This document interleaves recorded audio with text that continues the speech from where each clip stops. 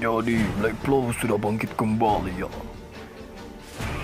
Baiklah, kirim seorang elit untuk segera menghabisinya.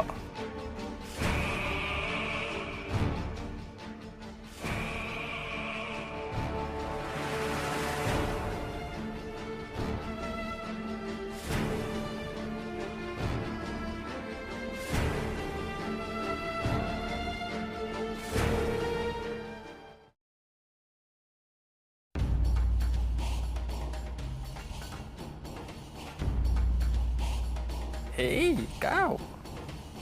Siapa namamu? Sudahlah, Hikal.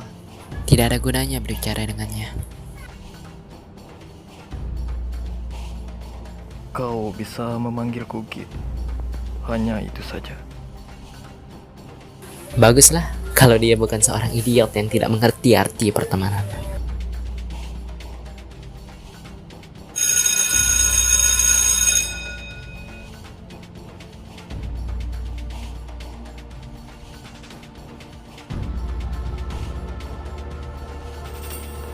Baiklah anak-anak, kita akan mulai dari perkenalan. Coba perkenalkan nama kalian dan apa tujuan kalian masuk ke kelas ini.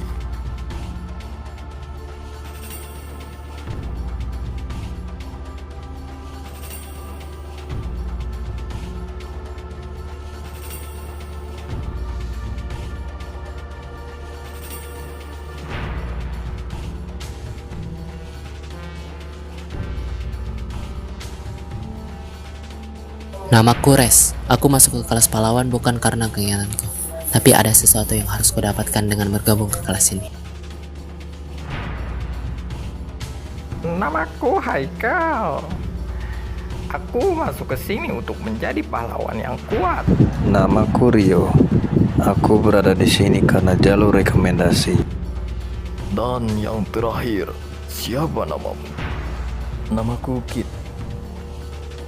Untuk saat ini belum kupikirkan apa yang akan kulakukan ke depannya.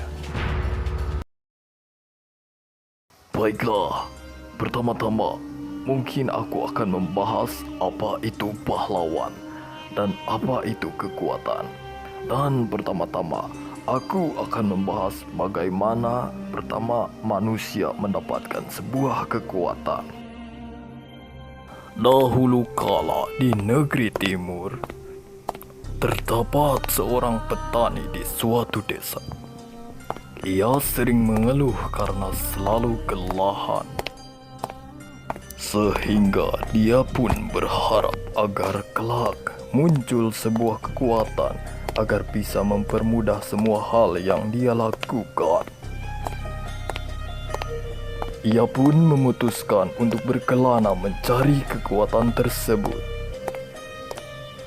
Begitu ia menelusuri berbagai desa. Dan akhirnya ia pun terhenti di depan sebuah reruntuhan prasasti kuno. Yang konon dibicarakan warga sebuah batu yang terkutuk. Batu yang terlihat seperti ingin memakan seluruh jiwa. Sehingga warga menghindari batu itu dan menyebutnya sebagai batu aliran hitam. Dan ia pun melakukan ritual seperti apa yang tertulis dalam batu itu, sehingga menyerap kekuatan terkutuk dalam batu itu. Kekuatan mengerikan perlahan-lahan masuk ke dalam tubuhnya. Kekuatan besar yang mengerikan bagaikan sebuah monster yang terkutuk mengalir pada tubuhnya. Tidak ada yang tahu seperti apa wujud mengerikan itu. Penduduk desa hanya menyebutnya sebagai iblis aliran hitam. 10 tahun setelah insiden ritual, pria itu menghilang dan menyebar rumor ke seluruh negeri. Sehingga memicu perang dua negeri besar yang memperebutkan kekuatan militer. Kedua pimpinan itu saling memperebutkan kekuatan aliran hitam.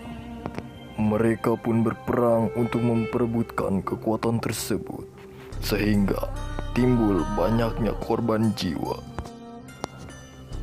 Namun, aliran hitam itu sendiri menolak untuk bekerja sama karena si aliran hitam itu mengamuk dan memberontak sehingga membuat kedua orang itu kewalahan menghadapinya.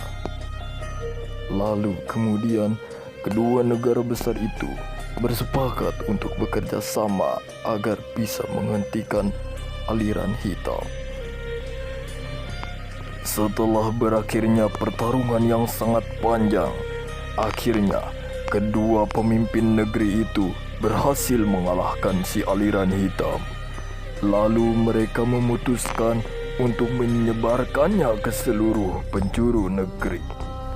Dan setelah kejadian itulah, kini orang-orang biasa memiliki kekuatan yang bermacam-macam, dampak dari penyebaran kekuatan aliran hitam.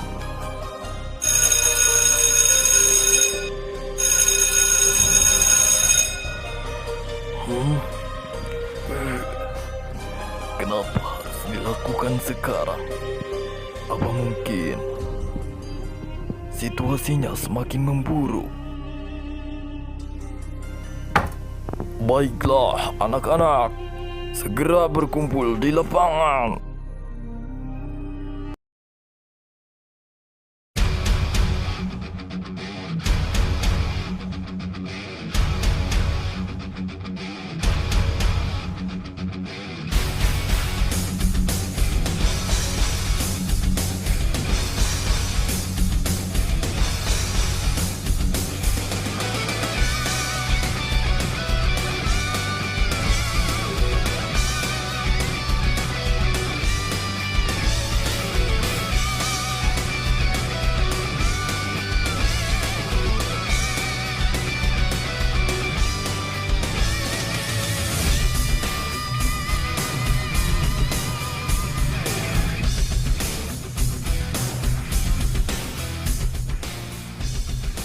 Maaf untuk seluruh murid-murid.